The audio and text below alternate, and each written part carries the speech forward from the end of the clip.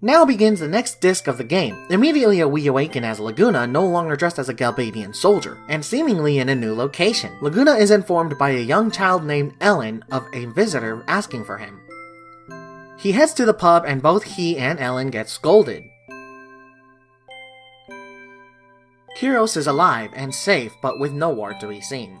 They catch up and learn that Ward has lost his voice, and both Kyros and Laguna are no longer working with Galbadia due to their injuries. But since they are healed up, they can get back in uniform, but Laguna instead cleans the town of monsters with Kyros tagging along.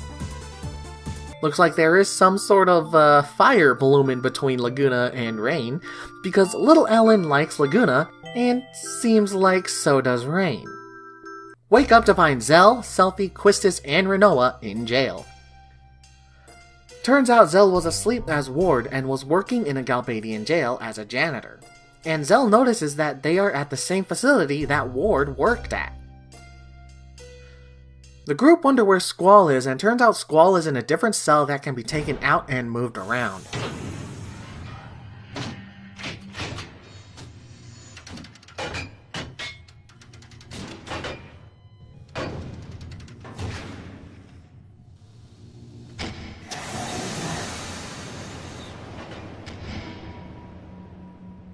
The warden comes in and starts antagonizing the group. They start beating up on Zell and Rinoa tells him to stop, which leads to him asking for Rinoa and taking her away. Squall is then met by Cypher and the interrogation begins. Cypher starts asking what is the purpose of seeds and gardens. But Squall only knows what everybody else does. Seeds are Garden's elite mercenary forces. He keeps asking and Squall, not budging, begins to give an electric shock for incentive. Zell then has a great idea to fight back. So Quistis and Selphie pretend to be out cold and Zell knocks the police guard out cold. Zell sets off to steal back the weapons with his new partner in crime, the Moomba. Squall is let down by other Moombas who seem to only say Laguna. Zell, Quistis, Selphie, and the Moomba are ready to head out and kick some ass. And we welcome back Biggs and Wedge, the hilarious duo, only to beat them and sound the alarm. Reunite with Squall, and now it's time to head out. They figured going up leads to nowhere, and that maybe they should head down using the crane. But one of them will be left behind and will have to make their way down. Since Zell knows how the machine works, he was delegated to the machine duty. Turns out heading down was a bust, and now the three head back up to try and help Zell. The warden caught Zell off guard, but Squall comes in for the save. Zell squabbles at Squall's feet, and Squall bonks him on the head. They're caught in a shootout and can't seem to get out, but Irvin comes in for the save. But it was actually Rinoa. Turns out her father got only her bail and Irvin was the pickup. She apparently convinced him to help. With some physical encouragement. We found out that this prison is buried underground. The teams fight their way up and turns out the prison is now high ground. But just as they were reaching the exit, it lowers while they were on the bridge, and Squall barely makes it to safety before he was buried alive. Rinoa informs the whole group that both Trabia and Balam Garden are being targeted by missiles. Everyone turns to Squall, but before Squall can make a decision, the first missiles were launched, targeting Trabia Garden. Selphie obviously is the most upset since she transferred from Trabia, but also doesn't want to lose Balam Garden too. Selphie, with a hardened and upset heart, will take the lead on the assault on the Galbadia base. You may choose who to send, but you won't see them for a while. I sent Quistis and Zell with Selphie because the two are the most reliable, and Squall takes Rinoa and Irvin because those two are the most inexperienced. At least in my opinion. So the team know their missions and split ways. Selphie Squad go in to manipulate the launch only to run into trouble and attempt to fight their way out as they set the base to self-destruct. But even after they fought hard, they were trapped by the lockdown, and the base self-destructs.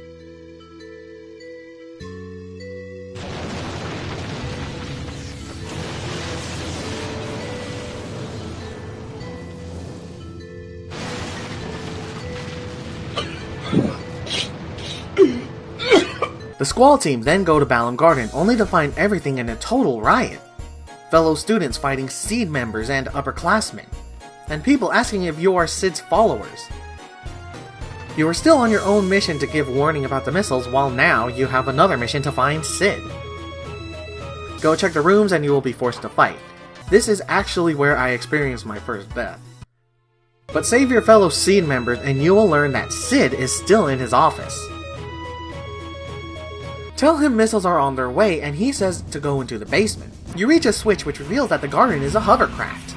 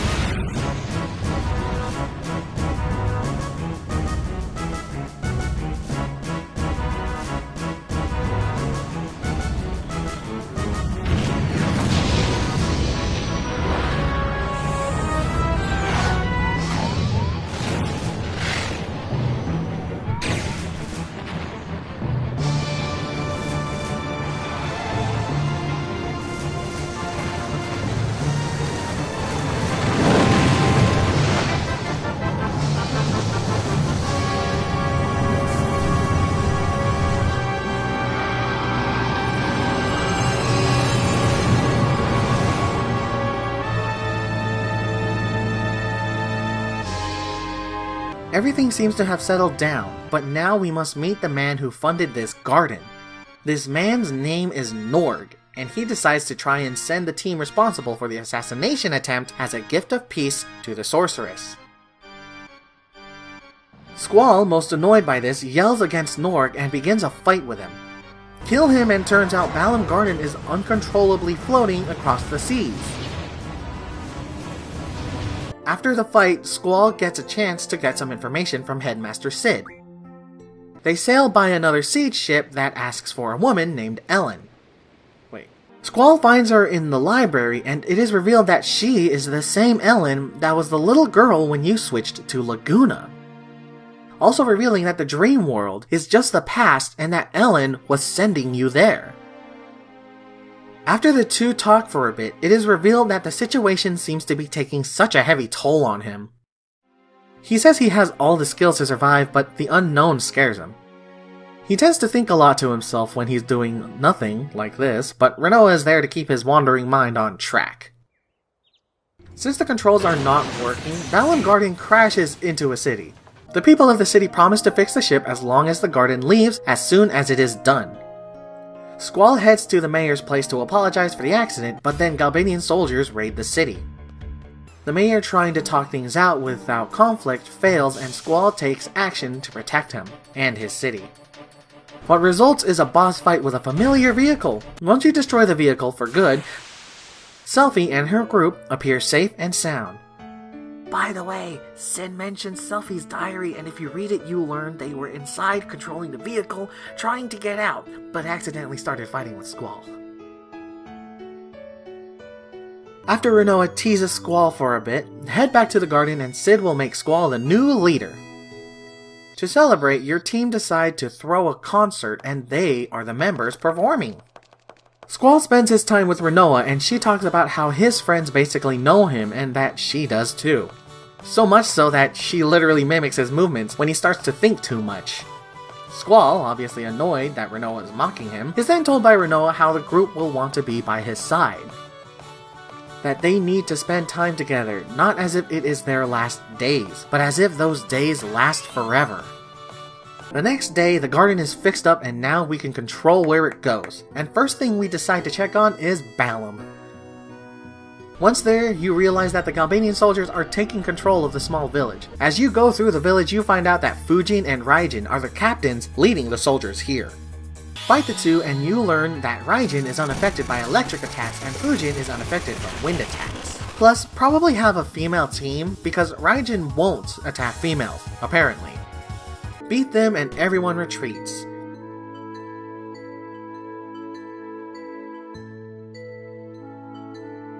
Now that Balam is safe from the sorceress and Galbadia, Selphie wishes to check on Trabia, so that is our next destination.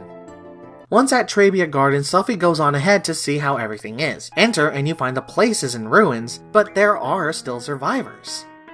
Here is where we learn that everyone gathered, as well as Cypher, were all orphans at the same orphanage, excluding Renoa. They all start to remember and realize that the price of using the GFs are their memories. They even learn that the woman who took care of them was Edea, the sorceress. She was their caretaker during that time.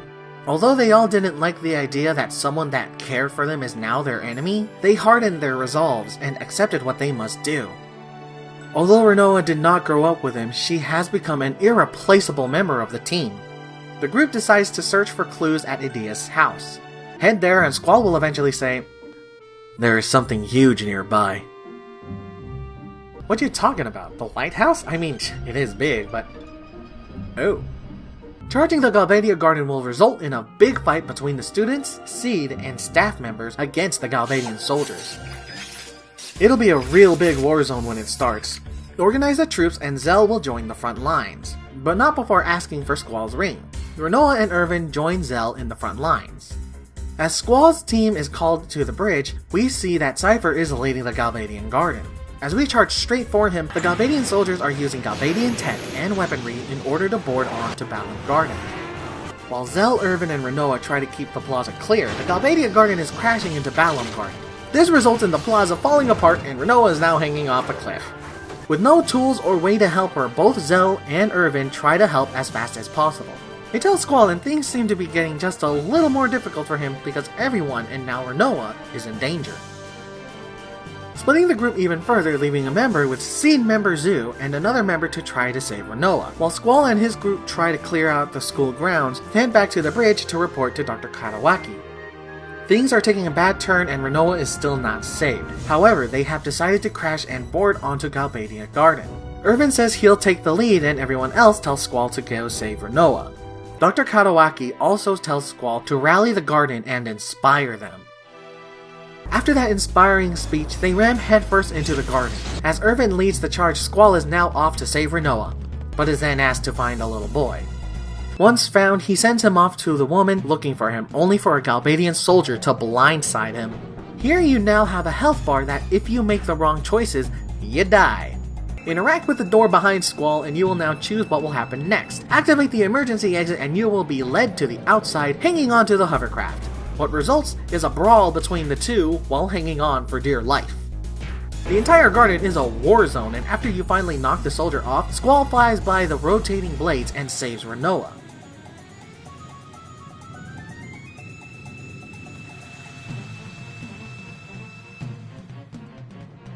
She says thanks, but Squall can't seem to properly say you're welcome. Here Squall finds out Renoa has his ring and he tells her that it has a name. That name I decided to be Default Griever.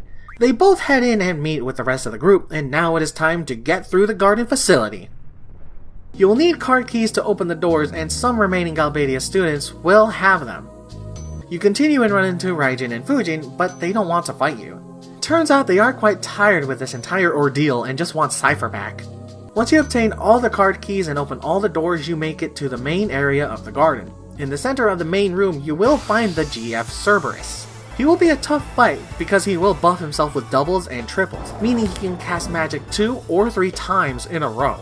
But once you beat him, he joins the party. Go up to the tallest part of the garden and you will find both Cypher and the Sorceress. This begins a fight with Cypher. Beat him and Edea leaps to the auditorium. Go there and thus begins a fight, but Cypher, still beaten from his last bout, still tries to prove himself useful to her. He falls and now we must fight with the Sorceress. After you defeat her, she casts some weird spell, immobilizing the group. Through Squall's eyes, we see Renoa approach the fallen Cypher. She leans in and he gets up and walks away. As soon as she passes out, the haze is gone and everyone can now move. Quistis checks on Renoa and the Sorceress Edea starts talking sweetly about how the group has grown up and Ellen.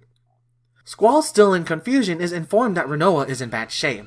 This is where Disc 2 ends and the third one begins. Sweetness, Jabitness, this is quite the story unraveling here, so expect the next video to come out later as well. So if you want to keep up, you can subscribe and hit the notification bell to be informed of the latest updates. Don't forget to like and share this video with friends, and also leave a comment. Alright guys, I'll see you in the next video.